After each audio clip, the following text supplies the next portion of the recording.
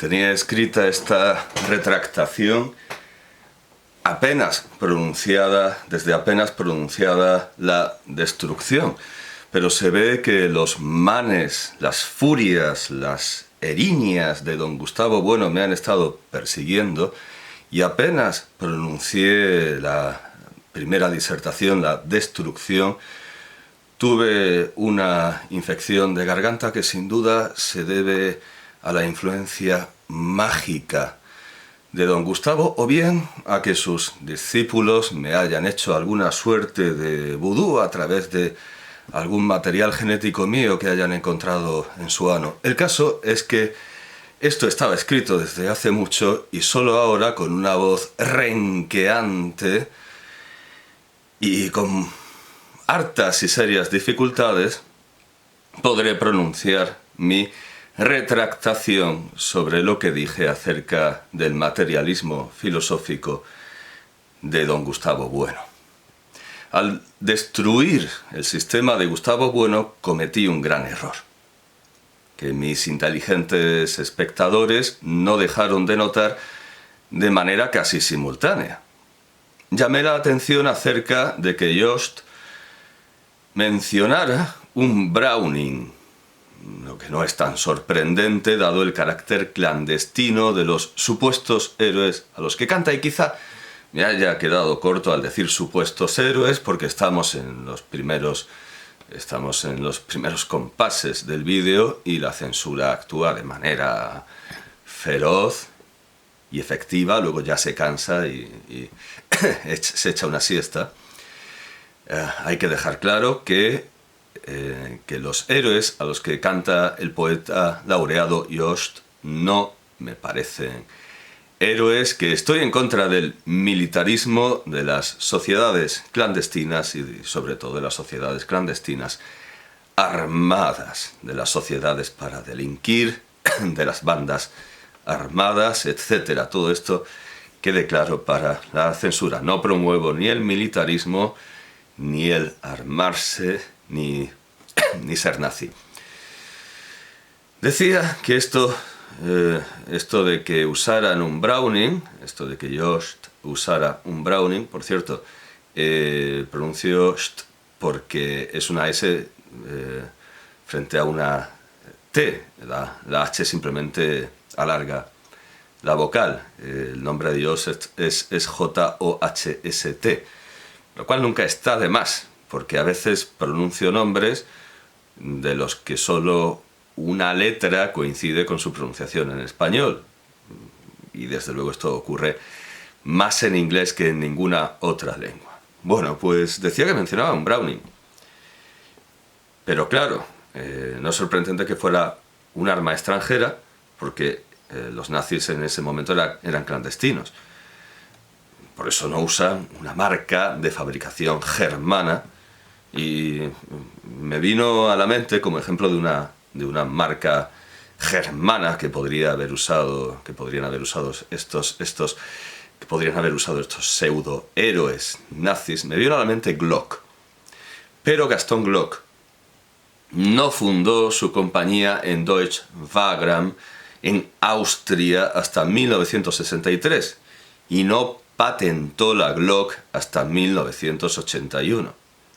Debería haber pensado en la reelaboración de la Borchardt C93 diseñada por Hugo Borchardt en 1893 y transformada por Georg Luga en 1898 en la Luga 1 o Parabellum. Lo grave es que es la segunda vez que me pasa esto, porque al explicar la sentencia en mi clase de latín, también mis despiertos alumnos me corrigieron, haciéndome ver que la Parabellum es una Luga y no una Glock. Otro grave error es por omisión. Cité a Franco sin recordar dónde había leído la cita. Me puso sobre la pista el artículo publicado en La Vanguardia cuando el franquismo censuró a Franco, de Plácid García Planas, de 2023, pero la cita la encontré en la serie Imágenes Prohibidas de Radio y Televisión Española, está en el archivo de Radio y Televisión Española, en cuya página se selecciona esta cita de José Antonio Nieves Conde, en el capítulo La censura del general. Se cuenta, dice Nieves Conde, se cuenta esa anécdota de Franco, que le fue a quejarse un señor de la censura. Aún hace poco volví a leerlo, y le contestó Franco diciéndole: «¿Es que ha visto usted algún censor que no sea tonto?». Como vemos, la cita de José Antonio Nieves Conde también depende de algo que leyó recientemente, pero por desgracia no nos dice dónde. También es de interés por su parecido con la situación actual de la censura, lo que dice José María Forn en el capítulo Las perlas de la censura. Grapado al oficio iba un papel en blanco que decía: rollo segundo, suprimir una escena en que ella anda desnuda, por ejemplo en La piel quemada. Y le dije: oiga, señores, no se ve absolutamente nada. Y dicen: no se ve nada, pero ¿y lo que imagina la cabeza del espectador? Y este recuerdo también de Ana Mariscal en el capítulo Testigos de cargo. Un plano mío de una película, me parece que era 48 horas, una comedia, que me cortaron un primer plano de mi cara, nada más, y en el plano no decía nada. Claro, me quedé muy sorprendida porque digo, pues, ¿qué puede haber de malo en este plano? Y fui a indagar, a preguntar. Y me dijeron que tenía no sé qué en la mirada. Lo que tenía eran pues unos 20 años y un censor que seguramente vio en mi mirada algo que tenía él en la suya. También tropecé al llamar a Tertuliano padre de la Iglesia cuando, aun estudiándose en los manuales de patrística y apareciendo por supuesto en la patrología de Migne, no es precisamente por las ideas del corte de las que criticaba en el vídeo un padre de la Iglesia, como Orígenes no lo es tampoco por sus ideas y por el pecado de castrarse, algo que impuso Marshall Applewhite en su secta de culto a los extraterrestres, como el promovido por J. Benítez, llamada Puerta del Cielo. Pues él impuso la castración para doblegar la voluntad de sus feligreses. Y es algo que no creo que lleguen a hacer nunca los Gustavo Buenistas, ya que entre las muchísimas, entre la totalidad de las cosas existentes de las que fanfarronean, se halla la virilidad y la potencia amatoria. Y aunque no lo hicieran, ¿quién puede decir que no les venga bien a su estilo y copia de vocablos aquello que Ernesto Jiménez Caballero escribió de Franco en 1937 en la Gaceta Regional de Salamanca y que Julio Rodríguez Puertolas reprodujo en su Historia de la literatura fascista española, junto con muchos comentarios y muchos otros textos, haciendo ver el éxito que tuvo, como lo leían los soldados con la luz del cabo de una vela, todos estremecidos e impresionados por este texto. No tiene sable, dice Jiménez Caballero, no tiene sable, por no tener en su atuendo habitual ni pistola. Solo se le ve en el bolsillo de la guerrera una varita negra y plateada. He aquí su bastón de mando, su vara mágica, su porra, su falo incomparable. Un rasgo de esa estilográfica sobre un papel es superior en energía y voluntad a la porra, al fusil, a la ametralladora y al cañón mejor disparado, porque mueve todos los cañones, fusiles y porras de la España nacional.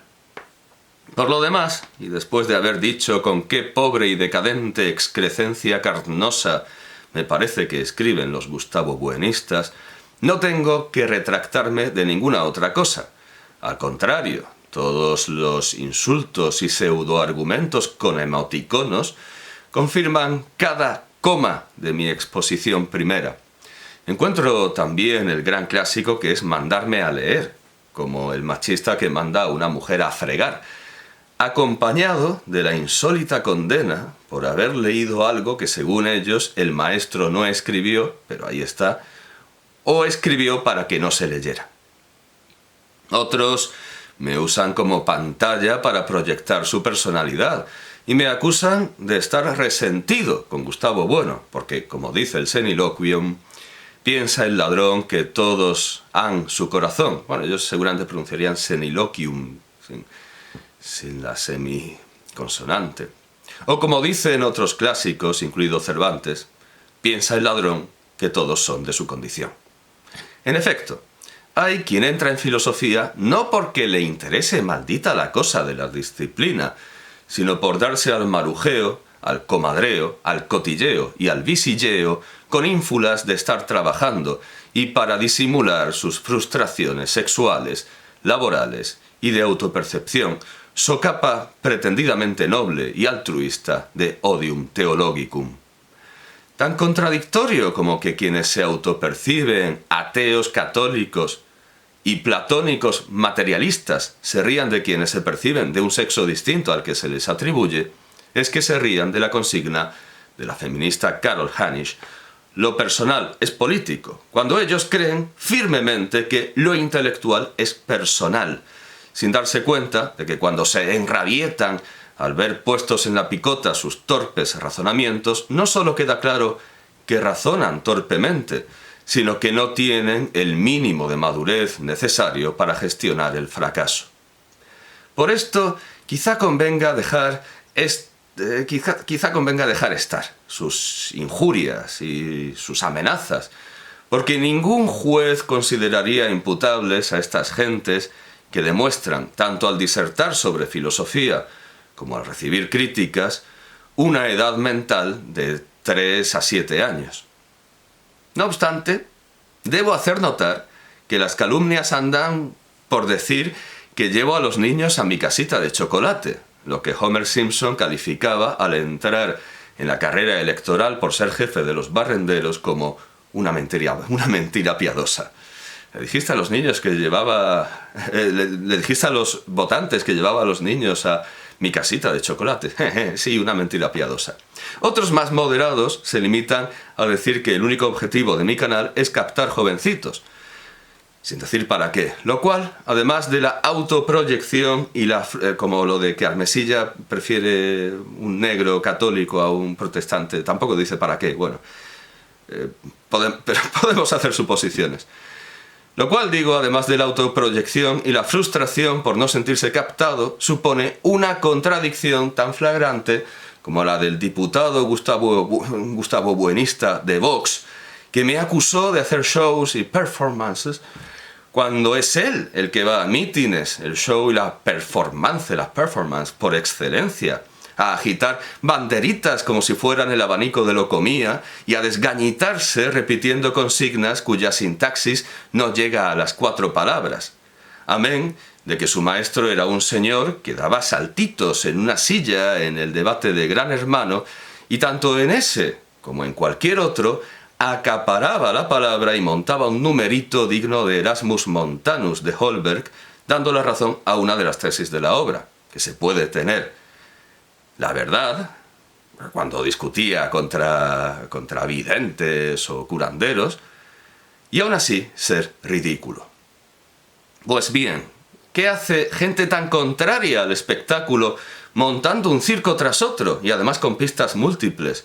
¿Y cómo cree poder desmontar, desensamblar, desencuadernar, descuajarengar, o como ellos dicen, triturar a nadie, acusándolo de tener ocultas unas intenciones que el maestro al que siguen, Sócrates, no solo no ocultaba, sino que explicaba con todo detalle?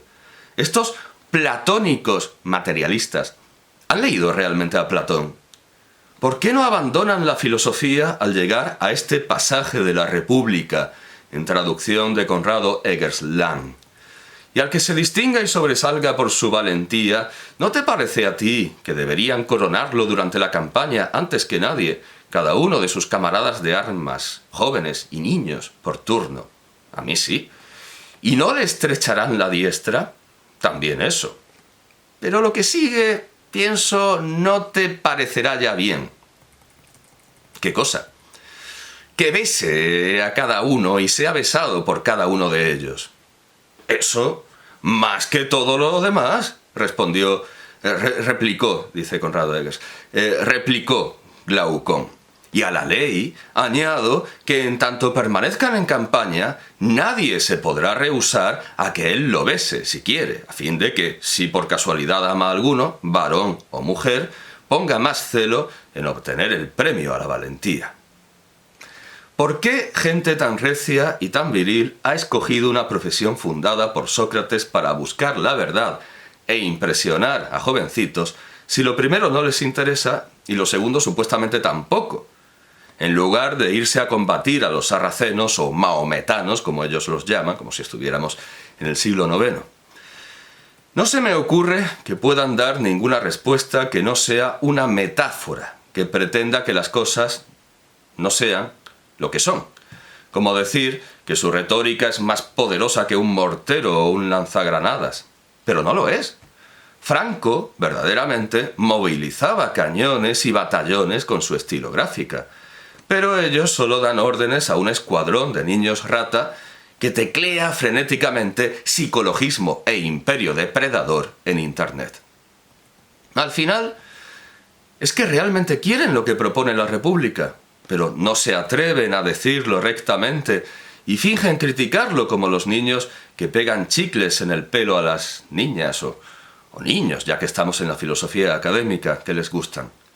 No voy a entrar, porque me faltan datos y no quiero obtenerlos, en considerar si se da aquí esa homosexualidad más o menos reprimida, más o menos, que es patrimonio de tantas comunidades fascistas y nacionalistas. No quiero saber si la Fundación Gustavo Bueno se parece a Camada Negra, la película de 1977 de Manuel Gutiérrez Aragón, o si huele a esmegma o requesón, como precisa su autor, como huele Seventeen, en la novela corta de Kenzaburo Oe, de 1961. Pero sí recomendaría a los padres que no solo se fijen en si sus hijos de 17 años tienen pinchazos en los brazos, sino que empiecen a tomar precauciones si los encuentran diciendo operatorio. Supongo que se habrá creído el primero de la clase el que me ha criticado usar contra Bueno sus propios términos, como si no me hubieran censurado también por hacer lo contrario, criticar el sistema desde fuera del sistema. Quien crea que notar esto destruye mi discurso no ha entendido nada. Y dejaré que se lo explique don Miguel de Unamuno con su ensayo La ideocracia, de 1906. De las tiranías todas, la más odiosa me es, amigo maeztu, la de las ideas. No hay cracia que aborrezca más que la ideocracia, que trae consigo, cual obligada secuela, la ideofobia, la persecución, en nombre de unas ideas, de otras tan ideas, es decir, tan respetables o tan irrespetables como aquellas. Aborrezco toda etiqueta. Pero si alguna me habría de ser más llevadera, porque él prefiere hablar como los vizcaínos, me habría de ser más llevadera es la de ideoclasta. Rompe ideas. Rompe ideas. ¿Que cómo quiero romperlas? Como las botas, haciéndolas mías y usándolas. Otros salen con la banal y antifilosófica opinión de que lo importante es el contenido. Dicen, lo importante es el contenido y no las formas. Y entonces será don Marcelino Menéndez y Pelayo, en De las vicisitudes de la filosofía platónica en España, de 1889, quien haya de responderles, complementando la contestación unamuniana. También en filosofía, dice don Marcelino, tiene capital interés la forma, no a la verdad en el sentido de forma literaria, sino entendida como una particular manera de exponer y sacar a luz el contenido de la conciencia, como una particular posición del filósofo respecto de la realidad incógnita, como una singular armonía dialéctica que rige todas las partes de un sistema.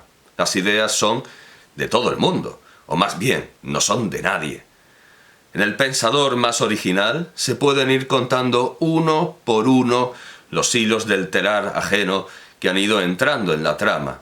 La originalidad solo en la forma reside. Pues bien, es cosa de toda evidencia que la forma del pensar filosófico ha cambiado esencialmente desde los días de Kant, aunque los términos del problema metafísico continúen los mismos y no lleven traza de variar.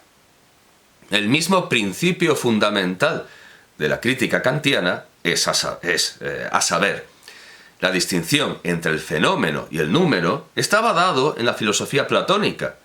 Había sido desarrollado con sentido crítico, o más bien escéptico, por Arcesilao y por la Academia Nueva, que a su vez dejaron profundísima huella en la mente de algunos filósofos nuestros del siglo XVI, tales como Luis Vives, el médico Francisco Sánchez y el doctísimo Pedro de Valencia. Y, sin embargo, ¿qué abismo hay entre el dogmatismo platónico y el criticismo kantiano? Y aun el de todos los pensadores modernos que a más o menos distancia le prepararon. Todos los argumentos que intentan asomar del fango como torpes y ciegas lombrices nos llevan a ese ejemplo del ajedrez columbino que, según la enciclopedia digital Rational Wiki, procede de un comentario de Scott D. Weizenhofer en Amazon, a propósito del libro Evolution versus Creationism. En Introduction, evolución contra, claro, porque ellos en latín es hacia, pero en inglés es contra, evolución contra creacionismo, una introducción de Eugene Scott. Desgraciadamente, en España también tenemos creacionistas de la secta de Juan Manuel de Prada y razonan, por así decirlo, razonan de manera análoga a sus maestros norteamericanos. Este ejemplo es: debatir con creacionistas sobre la cuestión de la evolución se parece bastante a intentar jugar al ajedrez con un pichón.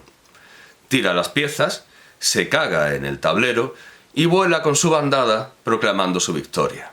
Los reseñistas pro creacionismo de este libro claramente demuestran la verdad de esto.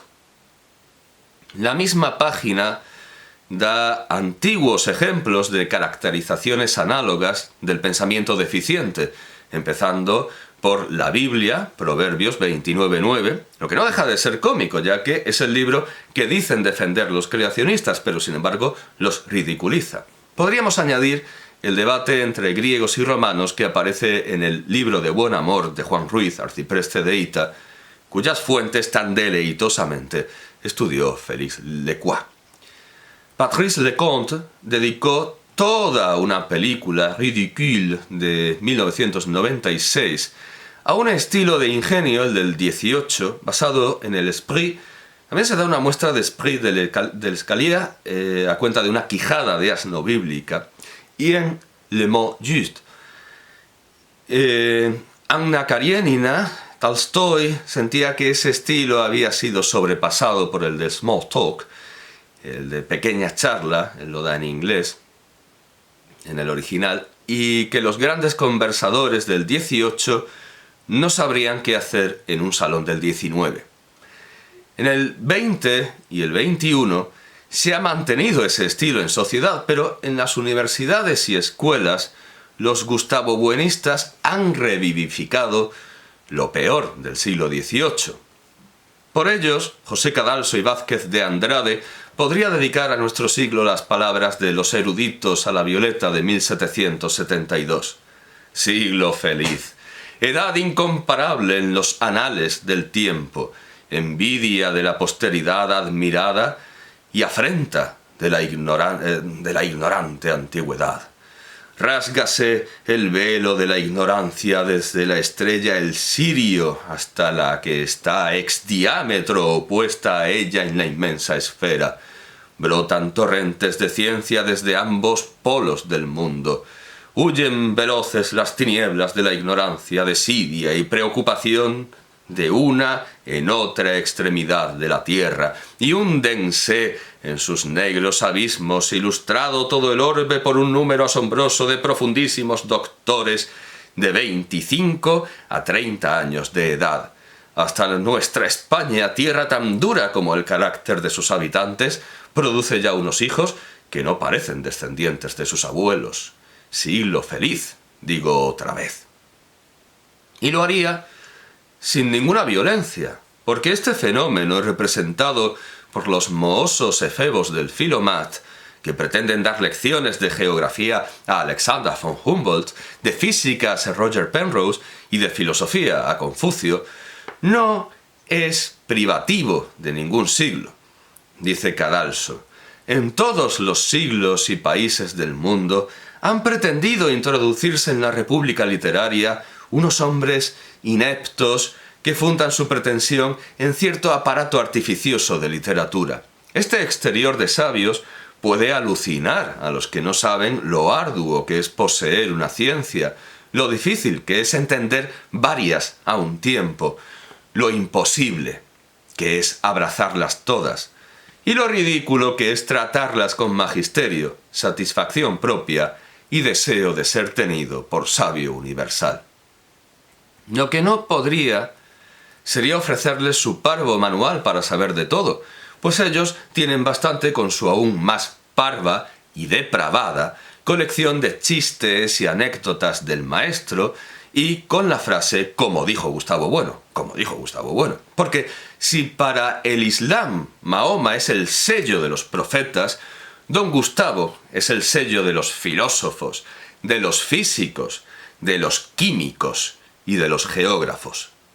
El padre Isla reconocería con facilidad en los deliquios escolásticos de la secta ovetense al protagonista de su historia del famoso predicador fray Gerundio de Campazas, alias Zotes, y Christoph Martin Wieland a los Abderitas de Die Abderiten, eine sehr wahrscheinliche Geschichte von Herrn Hofrath Wieland. Ludwig Holberg se sorprendería por ver reunidos en unos mismos individuos los dos extremos que satiriza en Erasmus Montanus, la rusticidad del alguacil Jesper, que se ríe cuando le explican que la Tierra es redonda, como los Gustavo Buenistas se ríen cuando les muestran que los vikingos descubrieron América, cosa que saben que es imposible, porque lo dice Gustavo Bueno, como dijo don Gustavo Bueno, aunque lo diga Humboldt. Y la sutileza del protagonista, sobre la que se expresa así el teniente que lo saca de ella, según la traducción inglesa de Campbell y Schenck. La primera regla de filosofía es conócete a ti mismo. Y cuanto más se avanza, más baja opinión se tiene de uno mismo, más se da uno cuenta de lo que le queda por aprender. Pero tú haces de la filosofía una especie de esgrima y consideras filósofo a un hombre que pueda deformar la verdad con sutiles distinciones y hablar fuera de todo opinión. Al hacerlo, incurres en odio y traes desprecio hacia el conocimiento, porque la gente imagina que tus maneras extraordinarias son los frutos naturales de la educación. El mejor consejo que te puedo dar es esforzarte en olvidar y limpiar tu cabeza de aquello en lo que has quemado tanto aceite en la medianoche aprendiéndolo, y que sigas alguna vocación que te lleve a buen puerto, o, si te sientes unido a la continuación de tus estudios, que los sigas de manera bien distinta. No es difícil ver en esta reconvención del 18 el patrón de las reconvenciones que Carlos Arniches hacía a los españoles en el 20, por ejemplo, en La señorita de Trevélez, de 1916.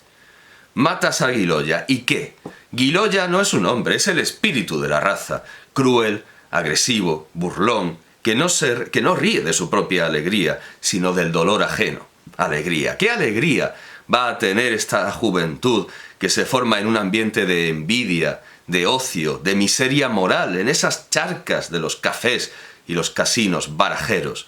¿Qué ideales van a tener estos jóvenes que en vez de estudiar e ilustrarse se quiebran el magín y consumen el ingenio buscando una absurda similitud entre las cosas más heterogéneas y desemejantes?